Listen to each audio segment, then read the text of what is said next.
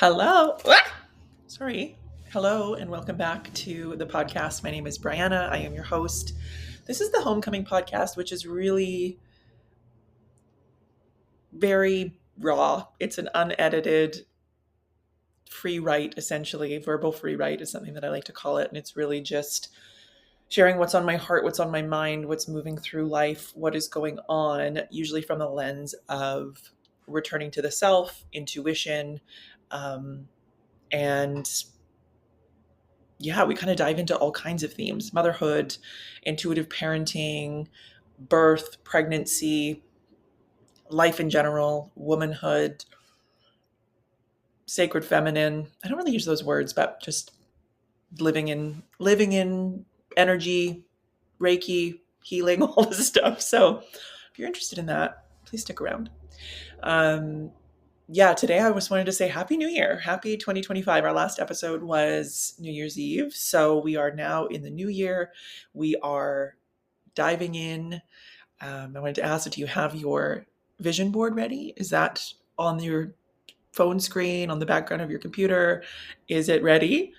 I was just looking at one that I created, and it's so fun to get like excited and think about and look at beautiful pictures and kind of put it all together. But I find, at least this year, I'm just like, I'm not ready for it to be complete. Like, it doesn't feel complete yet. Like, it's almost like I'm still waiting for some inspiration and some thoughts around what this year's going to look like. So still letting it unfold, still doing its thing. But one theme that came through today, actually, and it feels really, really strong, is the idea of living in the unexplainable, or at least finding safety in the unexplainable.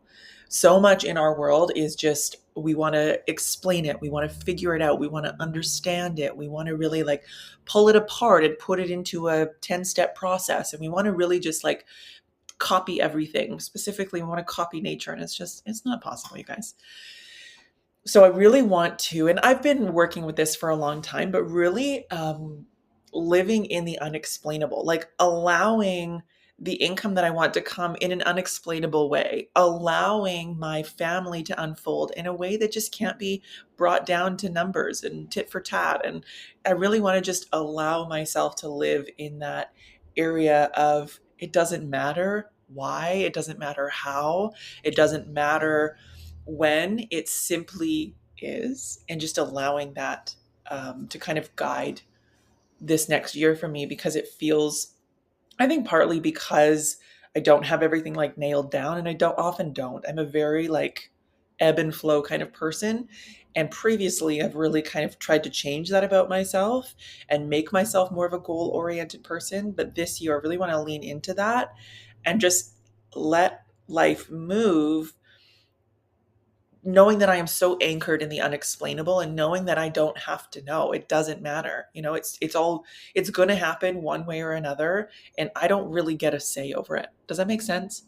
It makes me think of birth. I always have a birth analogy. It's just like, it's going to happen. The baby will be born. And if we can let go a little bit more and allow the body to simply do what it is designed to do, we let the body expand, we let things move, we let the energy escape, we let the energy do what it needs to do. And then your baby is born. We don't know necessarily where.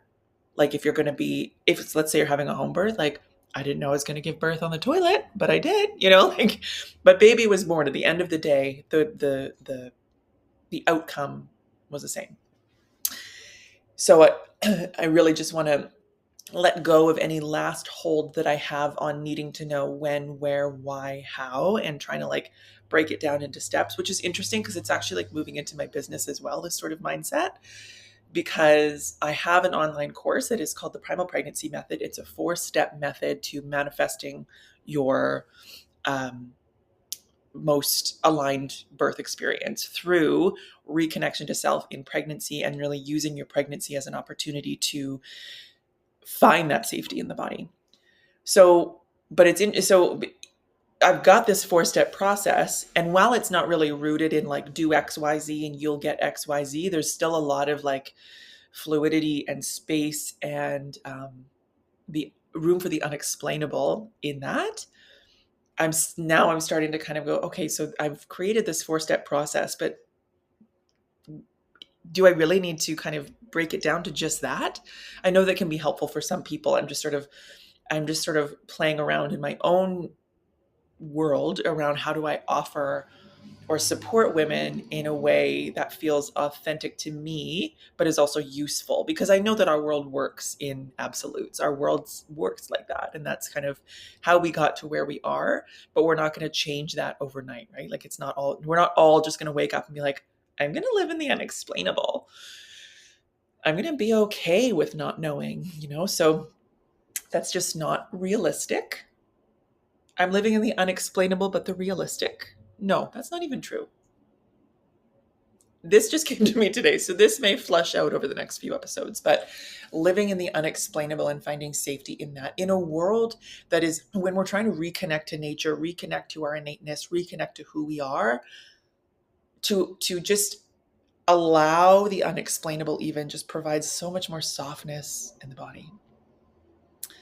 Anyway, that is kind of where I'm at. I'm also a manifestor in human design. I don't know if you guys follow human design, but if you do, I'm a manifestor in human design, and it is like, it's been life changing for me because it really has affirmed so many ways of the way that I work, the way that my body is just like where I tend to gravitate to, what my body needs, but it's really out of alignment with what our traditional world asks for. And so it's a lot of work to get to this place, but part of living in the unexplainable is part of allowing my body, my energy, my intuitive nature to kind of take the lead a little bit more and know that it's going to be okay, even if it doesn't look like something I've seen before. So anyway, we could do a human design episode actually, because I'm obsessed with human design. Maybe we'll do that, like a parenting human design episode. Or just individual. Human design is really cool. Anyway, okay, moving on. This episode is actually supposed to be like a channeled message. So we'll see where we get to on that. But I wanted to also speak to a few things. Like, we're in this new year. I love how the energy is buzzing. The energy is like, we're ready to go. Lots is changing, lots is shifting. And yet we're still in this same world. I was cooking dinner last night and I'm chopping my carrots that I bought in a bag at the store. I chose not to get organic this time. I do when I can, but I grabbed and I pulled this carrot out of the bag and I was like, this looks bleached.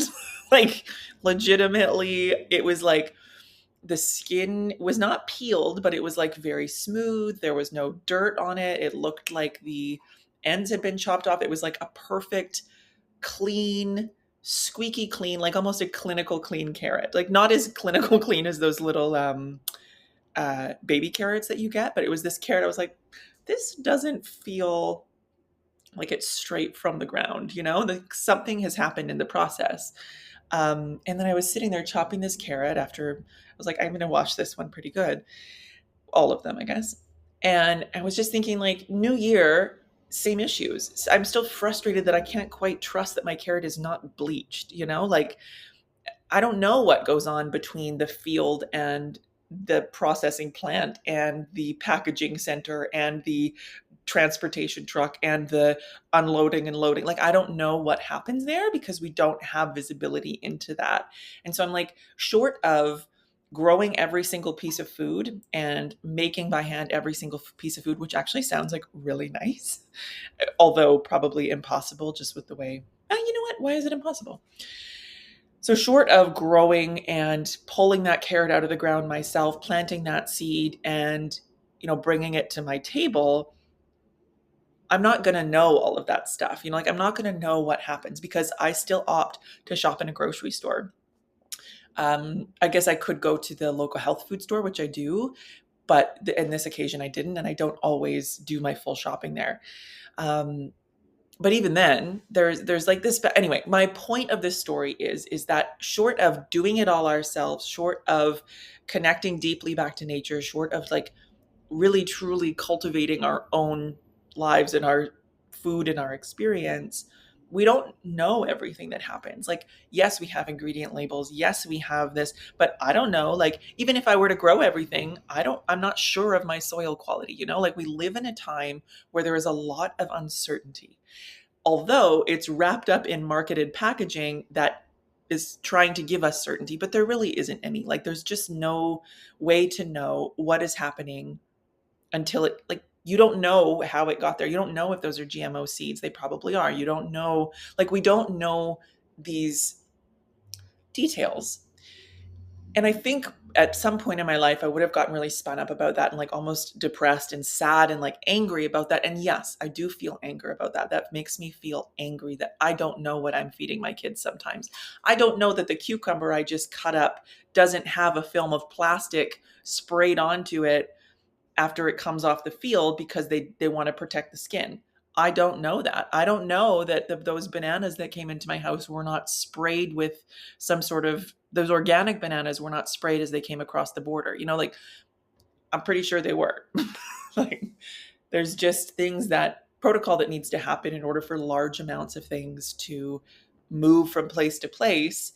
However, as a consumer, it makes me angry.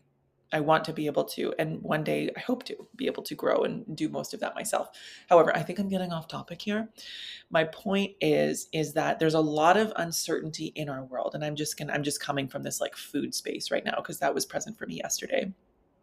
There's a lot of uncertainty in our world. Everything is uncertain, really. But what's beautiful about the uncertainty is that nature is uncertain. You know, like it's almost like our world has taken uncertainty, provided us more of it, but then wrapped it up in this like beautiful package to make us think that it is certain, to make us think that it's okay, that you know, it's just like it's a very odd kind of reversal of things. And so what I'm asking of you today is to just remember that when we find safety in uncertainty is when we start to find safety in the self, because there is no certainty to anything.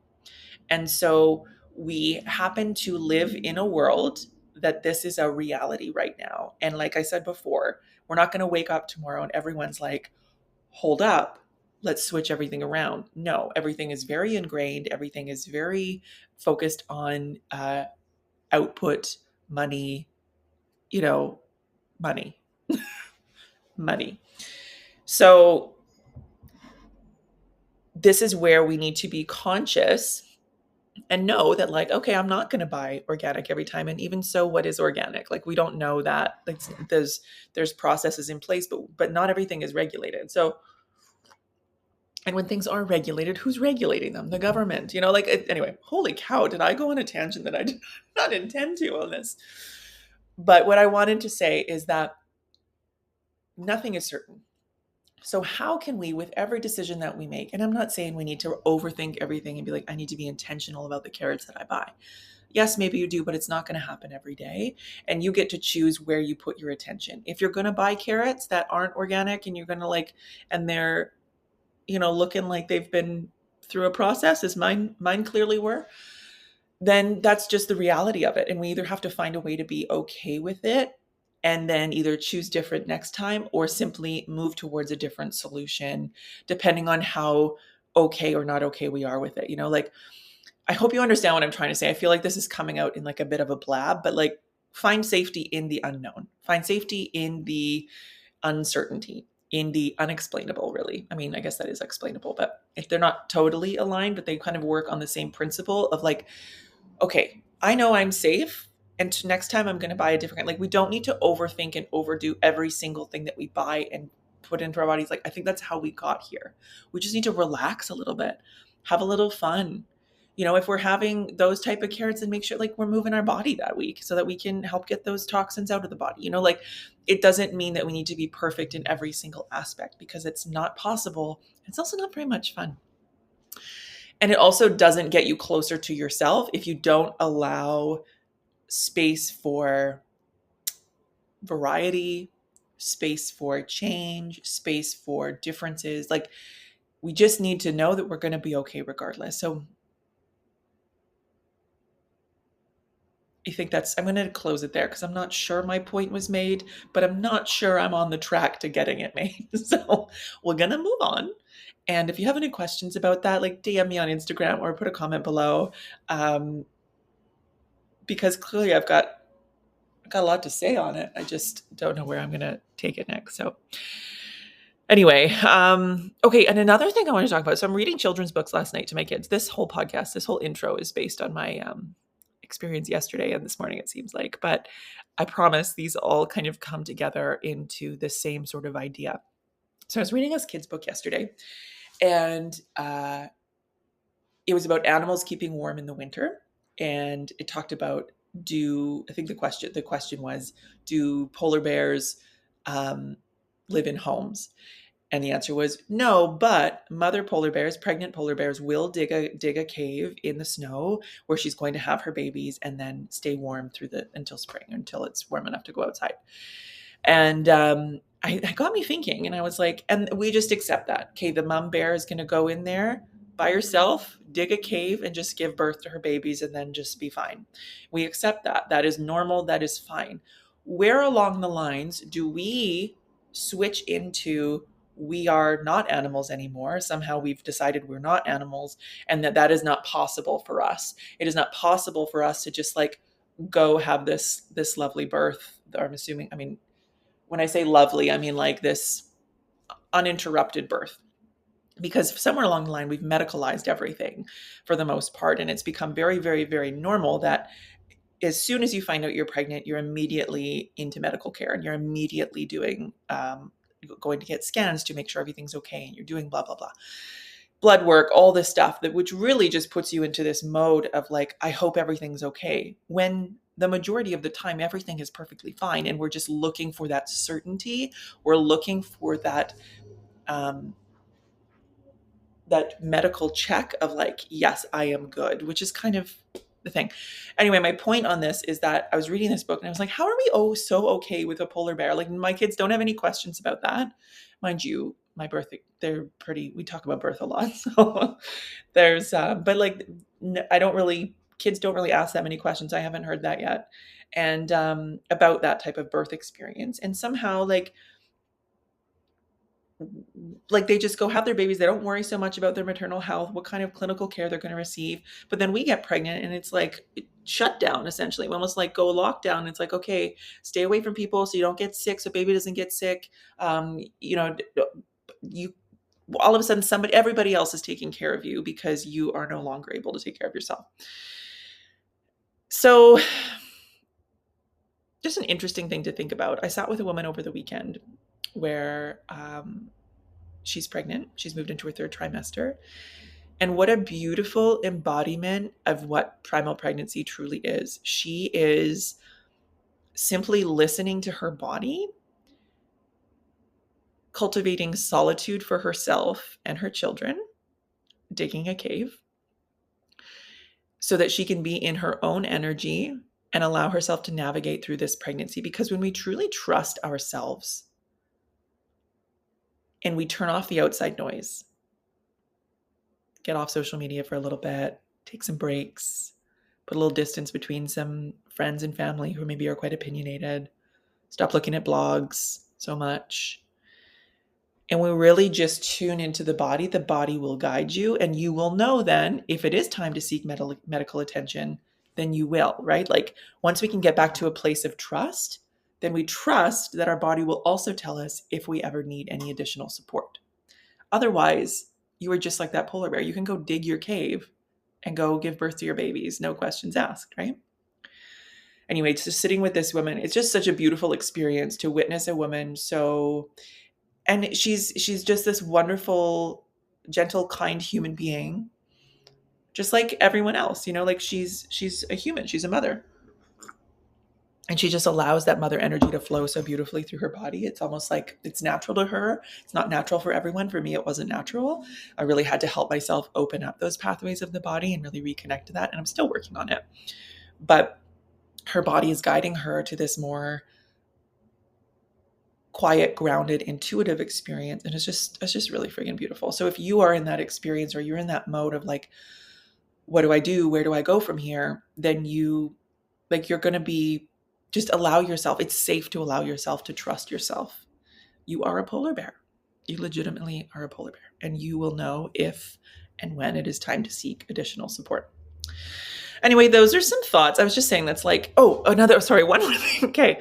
So I was just also thinking about this duality of like pregnancy, birth, animal kingdom, being a human, how like this polar bear just goes and digs a hole essentially in the earth and goes and gives birth. So like it's no big deal. It's just what she does. It's just that's her job. That's her vibe. That's just innate to her. That's what she does. She's like, well, time to dig that cave. I'm going to go cozy up in there until whatever's going on here wants to come out of the body. Because as mothers, we do. We innately know that sort of stuff. We know that those sorts of things are happening.